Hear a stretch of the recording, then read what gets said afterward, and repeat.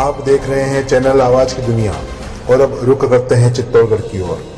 महाराणा प्रताप राजकीय स्नातकोत्तर महाविद्यालय चित्तौड़गढ़ में 4 नए कोर्स को दी मंजूरी। विद्यार्थियों को कोर्स करने के लिए प्राइवेट कॉलेज में एडमिशन की अब कोई ज़रूरत नहीं। चित्तौड़गढ़ स्थित महाराणा प्रताप राजकीय स्नातकोत्तर महाविद्यालय में राजस्थान सरकार ने एक साथ 4 नए कोर्स को मंजूरी प्रदान की है। इस बार पीजी कॉलेज में BSc computer science nursing course और बीकॉम के विद्यार्थियों को विशेष प्रशिक्षण की सुविधा मिलेगी। अब इन कोर्स को करने के लिए प्राइवेट कॉलेज में एडमिशन लेने एवं इन कोर्स पर मोटी रकम खर्च करने की आवश्यकता नहीं होगी।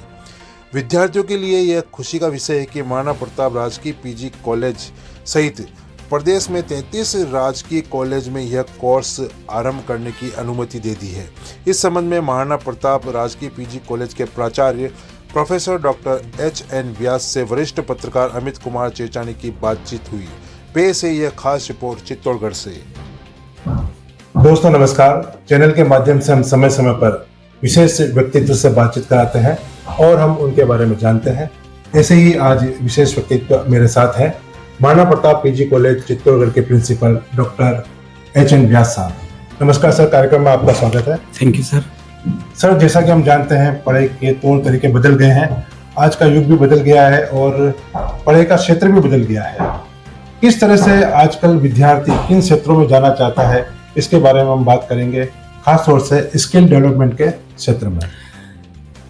सर, अभी जैसे राज्य सरकार और भारत सरकार ने बजट में भी काफ़ी प्रयास किया कि युवाओं को रोजगार मिले। इस हेतु सबसे पहले केंद्र के माध्यम से राजस्थान सरकार ने CRISP में सेक्टर स्किल काउंसिल के माध्यम से उन्होंने 2 कोर्स यहाँ पर इजाद किए हैं। पहला banking financial services and insurance BFSI, जो कि रूरल क्षेत्र के जो बच्चे हैं उन्हें बैंकिंग और इंश्योरेंस के बारे में रोजगार मुहैया कराएगी। ये पाठ्यक्रम के साथ साथ एक अलग से स्पेशल पेपर इन्हें पढ़ाया जाएगा, जिसमें बच्चा वो पेपर लेगा। उसकी फीस 5,000 सरकार ने रखी है और वह ग्रामीण क्षेत्र में बैंकिंग क्षेत्र का काम करेगा। इसके लिए 3 साल तक सरकार उन्हें बारी बारी से इंटर्नशिप प्रोग्राम चलाएगी। उसका सारा खर्चा भारत सरकार और राज्य सरकार वहन करेगी और अंत में उन्हें रोजगार मुहैया कराने के लिए भी वो प्रतिबद्ध रहेगी। इसी के साथ उन्होंने एक दूसरा कोर्स हमारे यहाँ पर चलाए गए हैं, जिसमें सबसे पहला इन्होंने चालू किया है BBA और दूसरा कोर्स किया कंप्यूटर कोर्स। हालांकि कंप्यूटर कोर्स पहले भी चल रहा था, जो कि बीच में बंद कर दिया गया था किन्हीं कारण से, लेकिन अभी बच्चों को रोजगार मुहैया कराने के लिए उन्होंने कंप्यूटर कोर्स चालू किया। उसमें BSc मैथमेटिक्स का जो बच्चा है वो इस कोर्स को ले सकेगा। इसकी 60 सीटें हमारे यहाँ पर रखी है और BBA की भी 60 सीटें रखी है, जिसमें बच्चा यहाँ एडमिशन लेकर आगे BBA करके MBA करने का एक रास्ता खुल जाता है उसके लिए और बहुत अच्छा रोजगार इससे प्राप्त होगा। कॉलेज की तरफ से किस तरह से प्रयास किए जा रहे हैं? कॉलेज की तरफ से हम लोग जैसे फैकल्टी मुहैया कराने के लिए हम लोग यहाँ से गेस्ट फैकल्टी के रूप में लोगों को आमंत्रित करेंगे। उन्हें डिफरेंट जो ट्रेंड व्यक्ति है वो यहाँ पर आएंगे और उन्हें ट्रेनिंग देंगे और आगे के भविष्य के बारे में उन्हें बातचीत करेंगे। कॉलेज की अगर स्थिति देखते हैं तो क्या क्या सुविधाएं उपलब्ध है अभी विद्यार्थियों के लिए कि वो यहाँ पर प्रवेश ले सकें? जैसे कंप्यूटर क्षेत्र में अभी हम लोग 60 कंप्यूटर की एक लैब हमारे यहाँ तैयार हो रही है, जिससे बच्चा कंप्यूटर के लिए बहुत अच्छा काम करेगा।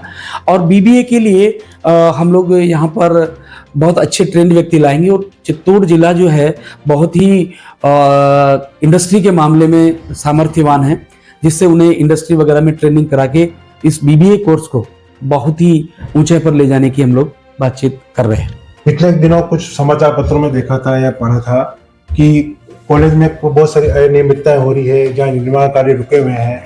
इसके बारे में आप क्या कहना चाहेंगे? किस तरह की गैर जिम्मेदाराना कार्य यहाँ हो गया इसके बारे में? मैंने 22 फरवरी 2024 को यहाँ ज्वाइन किया था। उस समय यहाँ परमानेंट प्रिंसिपल नहीं थे और जो निर्माण कार्य चल रहे थे वो जैसा जो था उस अनुरूप चल रहा था।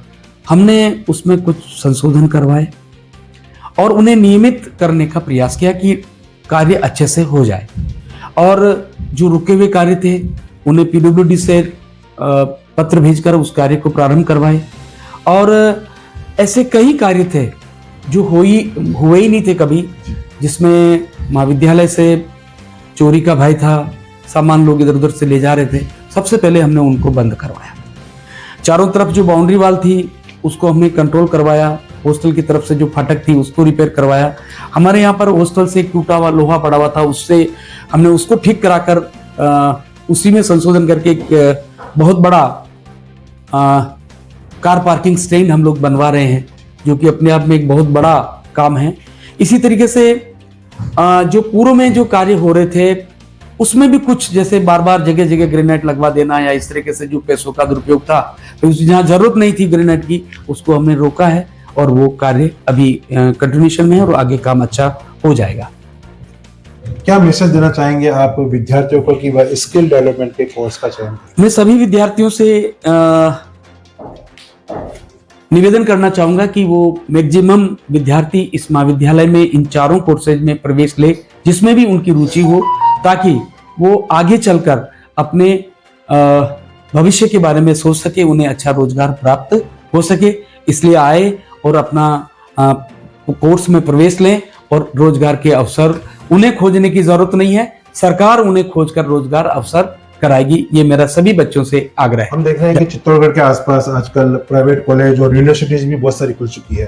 क्या पाते हैं अंतर कि गवर्नमेंट कॉलेज में भर्ती हो विद्यार्थी? देखिए सर, सबसे बड़ी बात जो है, चित्तौड़ चारों तरफ से रूरल क्षेत्र से जुड़ा हुआ है और जो रूरल में व्यक्ति रहते हैं उनकी जो आय अर्जन का जो मुख्य साधन है वो है कृषि, और कृषि में बहुत अधिक आय हो नहीं पाती है। तो हमारा जो स्टूडेंट है वो बहुत ही गरीब तबके का है, सामान्य परिवार का है। तो जो यहाँ आता है, जो प्राइवेट कॉलेज में यदि वो जाएगा तो उसे बहुत बड़े लेवल पर उसको फीस देनी होगी, लेकिन जब हमारे यहाँ पर आएगा तो बहुत ही मामूली फीस के साथ साथ वो स्कॉलरशिप भी लेगा और वो थोड़े से पैसे में वो अपना प्रवेश ले सकता है आसानी से। और यहाँ पर हम लोग ट्रेंड व्यक्ति से उन्हें प्रशिक्षण दिलाएंगे। साथ ही यहाँ पर रोजगार की गारंटी भारत सरकार और राज्य सरकार के माध्यम से है, इसलिए वो कोई सोचने का विषय ही नहीं कि बच्चा कोर्स करने के बाद आगे क्या करेगा, उसे बिल्कुल उसकी चिंता करने की कतई जरूरत नहीं है। बहुत सी बार विद्यार्थी असमंजस में रहता है कि वह कौन से कोर्स का चयन करे और कौन से कॉलेज का चयन करें। और जैसा कि अभी वर्तमान में राजस्थान में देखने में आया है कि यहाँ पर फर्जी डिग्रियां भी बटी है, बहुत सी बार मतलब कहते हैं डमी कैंडिडेट के रूप में भी है। इस तरह का माहौल अभी बहुत बना हुआ है, इसके बारे में आप क्या सजेशन देना चाहेंगे? देखिए, आप सही कह रहे हैं कि पिछले दिनों चित्तौड़ जिले का नाम हुआ था कि यहाँ फर्जी डिग्री हुआ, कांड हुआ है। अब वो कितना सही गलत है ये तो मैं आपको नहीं बता सकता, लेकिन राजकीय महाविद्यालयों में जहाँ पर ऐसी स्थिति नहीं है, यहाँ पर ट्रेंड टीचर हैं, और यदि विद्यार्थी प्राध्यापक के पास आता है तो निश्चित रूप से उन्हें बहुत अच्छा मार्गदर्शन प्रदान करने की उनकी इच्छा शक्ति रहती है, वो देते हैं। इसलिए मैं सारे विद्यार्थियों से ये आग्रह करूंगा कि वो आए और महाविद्यालय में जो हमारे कार्यरत प्राचार्य हैं उनसे संपर्क में रहें, ताकि वो अपने आगे के जीवन के लिए क्या कर सकते हैं उसके बारे में वो आपको अवगत कराएंगे। जी, आपने इतनी अच्छी जानकारी दी, इसके लिए आपका बहुत बहुत धन्यवाद। साथियों, मेरे साथ थे महाराणा प्रताप पीजी कॉलेज चित्तौड़गढ़ के प्रिंसिपल डॉक्टर HN व्यास साहब, और मैं कार्यक्रम से इजाजत लेना चाहूंगा। बहुत बहुत नमस्कार, धन्यवाद।